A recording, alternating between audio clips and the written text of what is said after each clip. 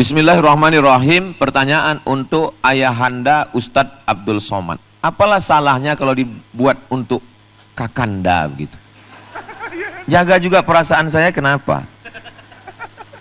Maaf dan mohon izin kepada Ustadz untuk bertanya. Bila mana suami sudah puluhan tahun penempatan dinas pekerjaan di luar pulau, dengan kondisi istri dan anak-anak tetap di rumah dengan pertimbangan pendidikan dan lingkungan sosial yang tetap. Maksudnya anak istri nggak bisa ikut pindah. Ini ujung-ujungnya kalau gini biasanya poligami nih. Jangan suuzon, belum berakhir. Jangan terlalu cepat ngambil kesimpulan. Wang sinawang. Beberapa tahun terakhir suami dan anak-anak mendapati bahwa istri menyimpang dari akidah akibat sering ditinggalkan Bang Toib tadi dan syariat Islam, seperti aktivitas klinik. Hah? Klinik. Ya sama macam orang Medan bilang, mana kabelnya tadi? Kabel pak, ya samanya itu kontak juga kalau kau kena, kata dia. Klinik. Foya dan aktivitas rentenir, riba. Kenapa terjebak rentenir? Karena keinginan yang menggoda, menggebu-gebu. Kenapa keinginan besar? Karena tiap hari scroll. Kenapa scroll terus? Karena kurang perhatian, suami jauh. Maka bapak yang di rumah, jangan bapak scroll juga. Perhatikan istri. Juga ditambah lagi pinjol. Iya, kebutuhan besar, maka ditopang oleh pinjaman online. Uang kurang, judi online. 690 triliun perputaran uang dalam online. Mainnya game online, judinya judi online, pasangannya seks online, tapi neraka jahanamnya offline. Yang sudah di luar kemampuan keluarga untuk melunasinya. Sudah diberi peringatan keras beberapa tahun ini, tapi tidak berubah. Ini pertanyaan apa curhat? Yang kami tanyakan, Cici, apakah salah jika suami dengan dukungan anak-anak memberikan talak kepada istri? Oh, tidak secepat itu, Besti. Ada 4 langkah, 4 step. Pertama, fa'izuhunna, kasih nasihat. Kenapa kamu main pinjaman online? Kenapa kamu belanja sudah tahu kebutuhan kurang? Gara-gara kamu, Mas, kenapa tinggalkan kami pergi ke pulau sana? Ini juga untuk kebahagiaan kamu. Oke, kalau gitu kita adakan perubahan. Fa'izuhunna, kasih nasihat. Nggak mempan nasihat, langkah kedua, wahjuruhunna fil madaji', pisah tempat tidur. Kalau kamu nggak berubah, maka kita pisah tempat tidur. Selama ini memang kan kita memang pisah. Saya begini ini kan karena kamu tinggalkan ke pulau kan? Iya juga ya. Yang ketiga, nggak mempan nasihat. Wadribuhun, ini nggak bisa dipakai. Karena kalau ini dipakai, pukullah mereka, lalu bapak tempeleng, dia ngelapor ke Pak Kapolsek, polseknya nanya, siapa yang mukul? Suami. Suami ditanya, kenapa kamu pukul? Pesan Ustadz Somad. Saya kena. Ini yang ketiga nggak bisa. Masuk langkah yang keempat. Faba'atsu hakaman min ahlihi wa hakaman min ahliha. Kirimlah utusan dari pihak suami dan utusan dari pihak istri, namanya mediasi. Yang dikirim mediator. Karena mereka berdua sudah tidak bisa dipertemukan karena sudah jadi Tom and Jerry. Iyurida islahan yuwaffiqillahu bainahuma. Kalau memang mereka mau islah bersama, berdamai, Allah akan mempertautkan hati mereka. Tapi kalau sudah tidak bisa dipertemukan lagi, barulah masuk langkah yang kelima, namanya talak 1. Masih ada iddah 3 bulan bisa rujuk. Dalam 3 bulan rujuk, nggak perlu pakai akad wali saksi, nggak perlu pakai mahar, nggak perlu bawa ke RT RW, nggak perlu. Makanya ketika jatuh talak, perempuan itu nggak keluar rumah, tetap di rumah, cuman beda kamar. Dia talak kamu, pas turun hujan, ya tinggal ketuk pintu, I'm coming my darling. Selama sebelum akad belum habis. Tapi kalau akad sudah habis, 3 bulan lewat, dia mau rujuk lagi, maka mesti ada rukun nikah, mempelai laki-laki, mempelai perempuan, 2 saksi yang adil, ada wali, ada mahar, ijab dan qabul. Ini namanya manten anyar stok lama. Jadi talak itu ada talak 1, ada talak 2, ada talak 3. Kalau sudah talak 3, nggak bisa kembali lagi sebelum istrinya nikah dengan laki-laki lain, baru bisa kembali lagi. Ancaman yang berat. Tapi kemarin Pak Ustadz ada katanya asal ngamuk dikit, kopi lambat datang langsung talak 100. Itu namanya talak metik. Kalau yang ini tadi manual, 1, 2, 3. Jadi jangan buru-buru. Kalau bahasa kampung saya, ojo kesusu. 2.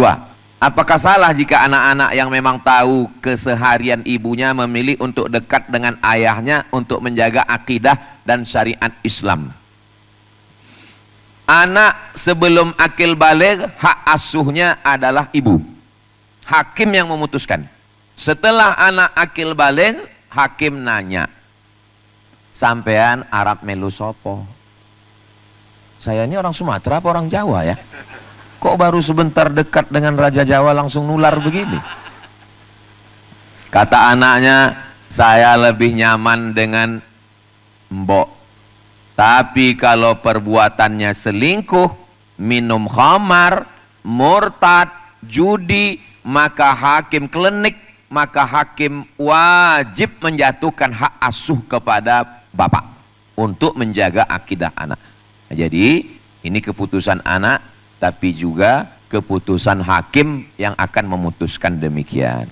Semoga Allah mengampuni keputusan anak-anak yang belum dewasa karena tidak mampu lagi menjaga ibunya. Menurut saya tidak ada kata terlambat, ibunya mesti diselamatkan akidahnya dengan berbagai macam cara.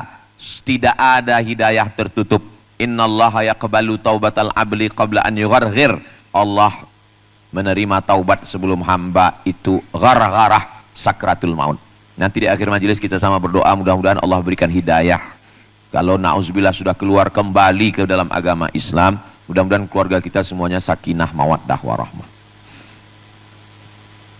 Catatan, mohon doanya kami berniat mendirikan rumah Quran di kampung kami. Insya Allah barokah. Tapi untuk peletakan batu pertama, tolong jangan saya. Karena banyak batunya nggak nambah-nambah. Alhamdulillah tanah sudah Allah kabulkan, tinggal nunggu rezeki pembangunan. Ya Allah, bukakan pintu rezeki supaya jadi rumah Quran ini insya Allah. Amin ya rabbal alamin. Assalamualaikum Ustaz Somad. Waalaikumsalam. Mohon pencerahannya, apakah tanda-tanda dari orang yang taubatnya diterima? Seringkali ibadah diterima ditandai dengan tanda fisik. Siapa yang hajinya mabrur, maka pulang dari Makkah badannya subur, wajahnya putih. Ternyata saya pulang dari Makkah makin hitam, makin kurus. Lalu jamaah mulai berbisik, kayaknya Haji Mardut. Kalaulah tanda fisik, nanti ada orang pulang dari Makkah badannya sehat, wajahnya putih, pas ditanya kawan satu hotel, ternyata selama di Makkah nggak pernah ke Masjidil Haram, sholat di kamar. Jadi tanda-tanda memang sengaja dirahasiakan Allah. Buka tafsir Abul Fida Ismail Ibnu Katsir, namanya tafsir Al-Quranil Azim, dalam muqaddimah surat Inna Anzalnahu fi Lailatul Qadar. Allah merahasiakan tidak ada yang tahu siapa dapat Lailatul Qadar. Allah rahasiakan nggak ada yang tahu siapa dapat haji mabrur. Allah rahasiakan nggak ada yang tahu siapa dapat sholat usta. Allah rahasiakan tidak ada yang tahu siapa dapat taubat nasuha. Supaya apa? Supaya kita senantiasa khauf dan roja. Khauf artinya takut, cemas, khawatir. Roja senantiasa berharap. Saya khawatir mungkin haji saya belum mabrur. Saya khawatir mungkin saya belum dapat Lailatul Qadar. Saya khawatir mungkin taubat saya belum diterima Allah. Dengan kekhawatiran itu saya tetap berharap kepada Allah. Mudah-mudahan kita semuanya diterima taubat nasuha insyaallah. Tapi tanda-tandanya ada. Apa tandanya? An-nadamu fil qalbi, menyesal dalam hati. Ada rasa nyesal. Sekarang banyak saya ketemu orang hijrah taubat, tapi dari ngomongnya itu kelihatan nggak nyesal. Ustadz, saya ini dulu Pak Ustadz sudah minum semua minuman. Ini nyesal apa bangga? Menyesal dalam hati. Setelah menyesal dalam hati, al-iqraru bil lisani, dinyatakan dengan lidah. Astaghfirullahalazim, astaghfirullahalazim, astaghfirullahalazim, astaghfirullahalazim, astaghfirullahalazim. Jadi, kenapa dari tadi Ustadz Somad ini mikrofonnya megang tangan kanan? Ya jelas, karena cincin dan gelangnya di sini. Oh, gaya-gayaan sekarang ya. Ini tasbih untuk ngitung. Makanya kalau punya tasbih dipakai. Ini pulang umroh tasbih 199 untuk jiran, kawan, sahabat, tetangga, tinggal 1 untuk mobil. Mobilnya masuk surga, yang punya melebur rokok. Na'udzubillah, Allahumma ajirna minan nar. Astaghfirullahalazim, astaghfirullahalazim. Menyesal dalam hati, dinyatakan dengan lisan. Al-itmaru alla ya'uda ilaihi abadan, tekad kuat untuk tidak kembali dalam perbuatan dosa. 3, syarat taubat diterima. Lalu tandanya apa orang itu taubatnya diterima? Dari mulai bakhil, bin medit, bin kikir, bin pelit, menjadi orang yang murah hati dan dermawan. Itu salah satu taubat diterima. Betul Ustadz, dulu suami saya itu pelit Pak Ustadz. Sekarang alhamdulillah Pak Ustadz. Dulu sebelum taubat, sebelum ngaji, sebelum dengar kajian Ustadz Salim dengan Ustadz Lukman, Ustadz Somad, itu kalau sholat Jumat cuma bawa 4.000, 2.000 parkir, 2.000 masjid. Itu pun kalau nggak pipis. Kalau pipis masjid nggak dapat. Sekarang setelah ikut ngaji 2.500 Pak Ustadz. Ada peningkatan. Dulu orangnya marah-marah Pak Ustadz, ngamuk-ngamuk Pak Ustadz. Tapi sekarang setelah ikut ngaji nggak ngamuk lagi. Dia nggak ngamuk, kenapa Bu? Udah stroke Pak Ustadz. Mudah-mudahan sembuh, sehat walafiat, amin. Jadi perubahan dari dalam diri, yang sebelumnya emosional menjadi stabil, yang sebelumnya malas nunda ibadah, sebelum azan sudah wudhu. Suami saya itu Pak Ustadz, dulu saya heran Pak Ustadz, kok cepat sekali dia wudhu asar, ternyata sholat zuhur Pak Ustadz. Tapi sekarang Pak Ustadz, belum azan sudah wudhu duluan. Pas saya tanya, kamu kok udah wudhu Mas? Rupanya jam baru lupa ngisi baterai karena salah waktu. Itu bukan. Jadi ada perubahan dalam diri, kita ukur diri kita sendiri. Mudah-mudahan kita termasuk yang ibadahnya diterima Allah Subhanahu wa taala. Amin ya rabbal alamin. Apakah kita bisa merasakannya? Ya, ada tanda-tandanya. Perubahan dalam diri menjadi lebih soleh, lebih baik, lebih takut pada Allah, lebih tawadu, lebih rendah hati, lebih qanaah, lebih merasa cukup, lebih ingat Allah, lebih ingat mati, lebih dermawan, lebih sabar. Kertas terakhir. Pertanyaan Bapak Ibu ini semua aman terpelihara karena kertasnya akan saya simpan di kantong saya bawa pulang ke Riau. Garansi. Assalamualaikum Ustadz. Waalaikumsalam warahmatullahi wabarakatuh. Salam hormat, hormat juga. Bagaimana hukum tulisan kaligrafi Al-Quran yang ada pada dinding rumah, dinding masjid, mata uang dinar? Apakah betul dilarang? Padahal kita tahu bahwa kaligrafi adalah suatu seni dalam penulisan Al-Quran yang bisa menjadi syiar agama Islam. Kami membaca di salah satu artikel bahwa 4 imam mazhab sepakat melarang memasang kaligrafi yang berisi ayat Quran pada media apapun karena hal tersebut. Hampir habis napas saya, nggak pakai titik koma. Ada ulama besar Al-Azhar Mesir ngajar 15 tahun di Makkah, diundang pemerintah Saudi Arabia. Syekhul Mufassirin, gurunya, kiainya para ahli tafsir Al-Azhar, meninggal tahun 1998, namanya Syekh Muhammad Mutawalli Asy-Sya'rawi. Ketika itu beliau ditugaskan di Makkah sebagai dosen, dan saat itu keluar aturan raja untuk menutup semua kaligrafi yang ada di dinding Masjid Nabawi. Lalu Syekh Muhammad Mutawalli Asy-Sya'rawi mengajak tim yang mau ngapus ini berdiri di depan Masjid Nabawi, di dinding depan. Coba lihat kaligrafi yang cantik ini. Ya. Terus apa yang terpikir di benak kalian melihat kaligrafi ini? Masya Allah, tabarakallah, indah sekali. Ada kaligrafi diwani, ada diwani jali, ada riq'i, ada sulusi, ada kufi. Begitu indahnya. Ada orang yang suaranya bagus melantunkan Al-Quran dengan lagunya Bayati Sobasika Nahawan Jiharka. Tapi ada orang suaranya kurang bagus, tapi tulisan kaligrafinya indah. Melihat kaligrafi mengingat Allah. Melihat kaligrafi mensyukuri nikmat Allah. Melihat kaligrafi membuat orang menjadi ingat Al-Quran, membaca ayat-ayat. Itulah alasan kenapa kaligrafi di dinding Masjid Nabawi tidak dicopot sampai sekarang. Kontribusi perjuangan Syekh Muhammad Mutawalli Asy'arawi bisa dibaca dalam buku kecil yang dicetak di Mesir. Judul bukunya Mudzakirat Syekh Muhammad Mutawalli Asy'arawi, catatan kenangan Syekh Muhammad Mutawalli Asy'arawi. Adapun yang mengatakan 4 mazhab melarang, tidak ada 4 mazhab melarang tulisan kaligrafi. Ada seorang wali Allah namanya Imam Bishri Al-Hafi. Hafi artinya nggak pakai alas kaki.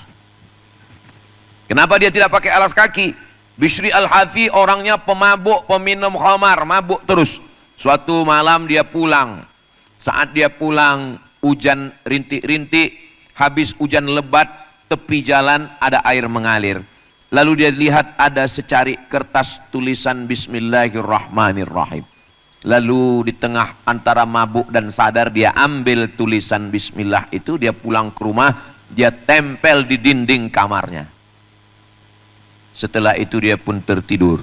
Saat tertidur malam dia mendengar suara, wahai Bishri Al-Hafi, karena engkau sudah memuliakan namaku, maka aku muliakan engkau di antara hamba-hambaku. Sejak itu dia malu menginjakkan kakinya dengan alas kaki karena dia merasa tidak ada apa-apanya, dosa terlalu banyak. Maka digelar dia dengan nama Imam Bishri Al-Hafi. Hidupnya sebelum Imam Ahmad bin Hanbal, imam mazhab yang keempat. Imam Ahmad bin Hanbal meninggal 241. Tapi jangan gara-gara kisah ini pulang nanti sendalnya hilang, tinggal semua. Kita tetap pakai sendal karena menjaga keselamatan kaki. Tapi yang diambil pelajaran adalah kalau di ruang tamu ibu ada tulisan kaligrafi. Saya pergi ke Malaysia, yang bawa saya itu parkir mobil. Begitu parkir, tulisan di dinding depan rumah, hadza min fadli rabbi liyabluwani aashkur am akfur. Mobilnya banyak, rumahnya megah mahal, tulisannya ini karunia Tuhanku untuk menguji aku, apakah aku bersyukur atau aku kufur. Setiap melihat kaligrafi itu dia akan tahu bahwa ini punya Allah Subhanahu wa taala. Masuk ke dalam rumah, saya lihat ada kaligrafi lagi, Rabbighfirli wali walidayya waliman dakhala baitiya mu'mina. Ampunkan aku dan kedua orang tuaku dan semua orang yang masuk ke dalam rumahku dalam keadaan beriman. Kalau kaligrafi yang dibuat di rumah, tamunya ingat Allah, tamunya dapat pelajaran. Tapi kalau yang dipajang di ruang tamu, gambar istri belum pakai jilbab, cantik juga bini kau ya, kata dia. Maka meletakkan kaligrafi bagus. Memang ada mazhab Maliki memfatwakan menulis kaligrafi di dinding masjid hukumnya makruh. Mazhab Maliki saja. Kenapa mazhab Maliki memakruhkan kaligrafi di dinding masjid? Karena mazhab Maliki kalau sholat matanya tidak melihat tempat sujud, tapi matanya melihat ke depan. Karena bunyi ayatnya, fawalli wajhaka syatral masjidil, hadapkan wajahmu ke Masjidil Haram. Kalau kita sholat wajah kita ngelihat tempat sujud. Mazhab Maliki kalau sholat wajahnya ke depan. Kalau di depan ada kaligrafi itu mengganggu kekhusyuan. Karena waktu ngelihat ke depan, oh wapi kaligrafi ke ya. Sopo sing nulis iki. Itu sebabnya. Demikian, wallahu a'lam bishawab.